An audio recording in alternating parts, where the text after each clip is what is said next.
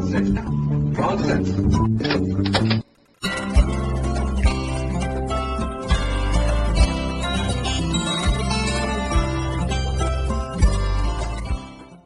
Welcome to another edition of Lessons on the Writer's Voice for the Eat, Sleep, Write podcast. I'm your host, Adam Scull. Gain trusted advice and perspective from the writers on Eat, Sleep, Write. Plot and Character by Randall Andrews, read by Adam Scull. I want to go back to my favorite irritating subject, the characters. You have heard me preach time and time again that the plot is what drives the story. Even in the heavy, character-driven stories, a story without plot isn't a story. And you can't just write a story about characters and come up with a plot because everything before you made the decision was pointless. Argue with me all you want, but you don't go into writing scenes for a living with the idea that your characters will dictate the story.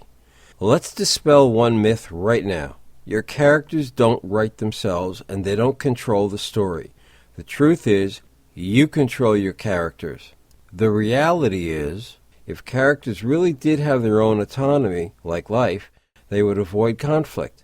That's the natural order. And because of that, your story would be incredibly boring and rather pointless. You as a writer need to be proactive with your characters and the scenes they are in. You need to get away from what might or could or should happen and concentrate on what must happen.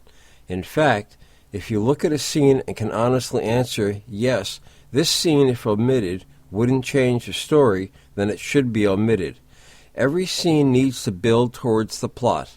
Mind you, character development, if done properly, does build toward plot.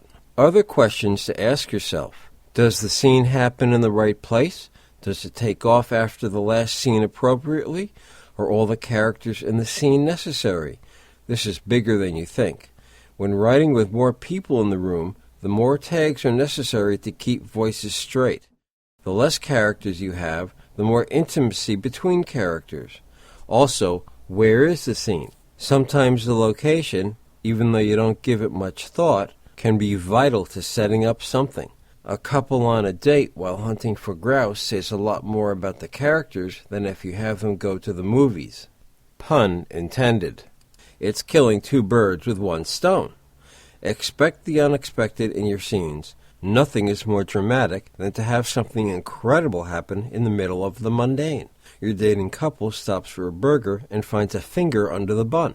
Know what your ending needs, and your scene's locations and events can develop from that, as well as your dialogue. Of course, another peeve of mine when I'm editing is a scene which goes on, and it should have been a third the length. Know your scene length, and don't add to it because it looks too short. A chapter is seldom too short, even if it's only a page, but it is often too long.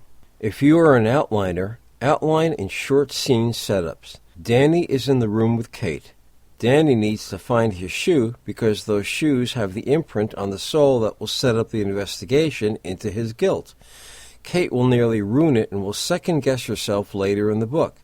They leave, but being a gentleman, he opens the door and therefore touches the doorknob. Her fingerprints are nowhere.